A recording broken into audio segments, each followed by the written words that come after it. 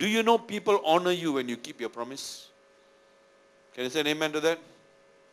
Right? People honor you. Do you know that? If you owe somebody money and you can't pay him the full amount, but you go and give him even 5 ringgit, he will honor you, because you kept your word.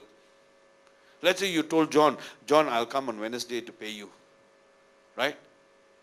And you found out you only got 30 ringgit and you're supposed to pay John 70 ringgit. Even that 30 ringgit, John will appreciate it because you came on that day to pay him. People will honor you for keeping your promise. Can you say an amen to that? And the last one.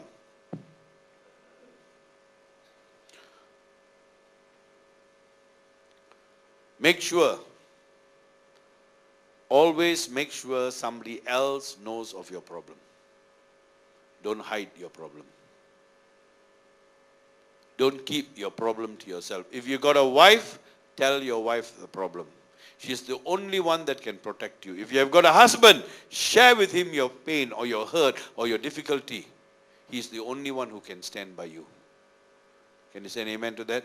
That is why God gave you a partner. To those who are married, to those who are not married, you got your family members. Your father, your mother are the first people who should know what you're going through. If your parents do not know what you're going through, do you know when you tell it to somebody outside the family, there is no covering for you?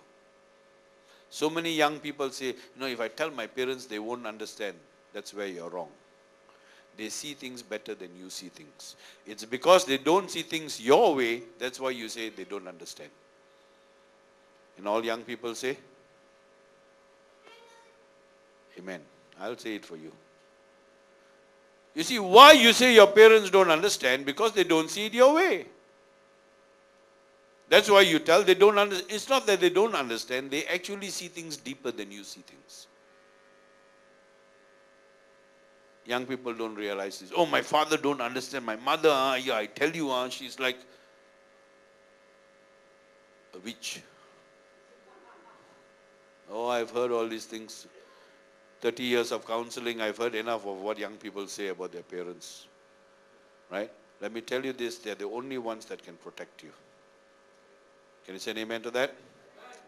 Now, this is how you are practical in solving your own problems and the problems around you. Can you say an amen to that? Now, for today, only for today, I'm giving you this note so that you can see for yourself what to do and what not to do. So that you cannot tell me anymore again, you do not know what to do.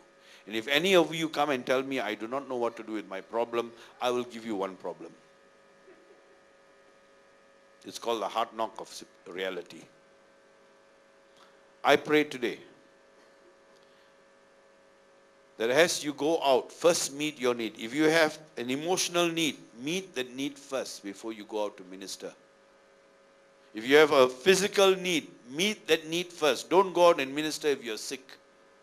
Oh, God will heal me. No. God created your body to take rest. That's why on the 7th day, God himself rested. Why? There is a period of rest. So if you're not feeling well, rest. Get strength. That is why Jesus even slept. Why? His body needed sleep. He slept. And then next morning, he got up fresh. So, if you're not well, don't go and minister today. Rest. If you need love to go and minister to a person, make sure you're a loving person. Don't go there with the anger. You just fought with your wife. Can you imagine you just fought with your wife and you're going to minister to a person who needs love? What do you think you'll do? If it's a man, this is what you'll do. I'll tell you what you do. Let's say you just fought with your wife and you're angry and hurt and your friend needs help. And he has got a problem with his wife. What do you think you will do? Hey, I tell you, Jerry, I agree with you, Jerry. I tell you, our wives need to be put in their place. All the pain and anger you will share with him, and the two shall be one.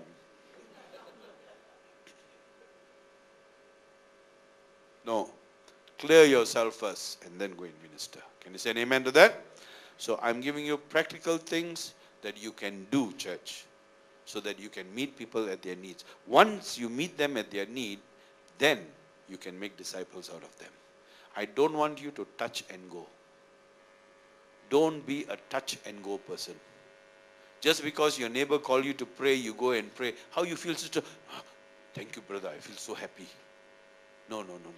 Make a disciple out of them. Paul did not touch and go. Paul went and made disciples. He stayed there 2 years, 3 years. You know, making disciples is very difficult. It takes your commitment, it takes your time, it takes your faithfulness, it takes everything out of you to make one disciple. That is why Jesus took 3.5 years to make 12 disciples. You're better than Jesus? Anyone here better than Jesus? If Jesus took 3.5 years to knock 12 fellas' heads and one betrayed him and one denied him, how long more must you take to make one disciple? Can you say an amen to that? What do you think I'm doing with you all? I'm making disciples out of you all. So I pray today that we will learn to meet the needs of people. But before you meet the needs of people, look at your own need first. Can you say an amen to that? Let's stand up and just present ourselves to God.